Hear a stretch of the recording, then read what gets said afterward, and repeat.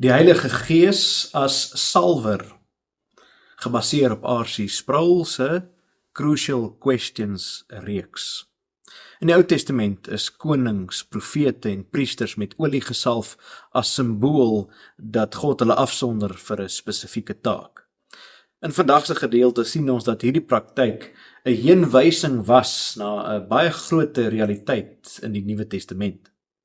Die salwing met die Heilige Gees. As gelowiges is ons nie net gered en op die pad van heiligmaking nie, maar ons is ook gesalf om God se werk in die wêreld te doen. Die kernteks vir hierdie gedeelte, 1 Johannes 2 vers 20.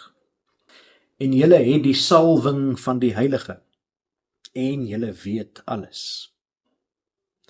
Daar is 'n verband tussen Christus en sy volgers. Die woord Christus beteken gesalfde. Jesus is deur die Gees gesalf vir sy ampt as profeet, priester en koning. Omdat ons in Christus is, deel ons in sy salwing.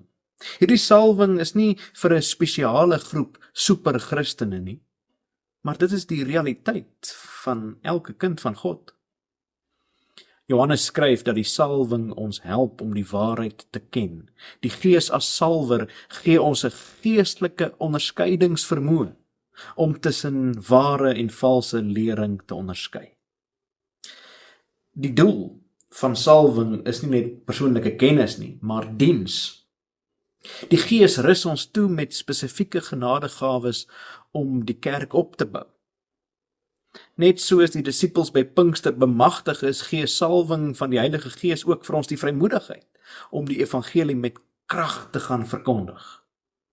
Die salwing help ons om ons roeping as God se teenwoordigers op aarde uit te lewe.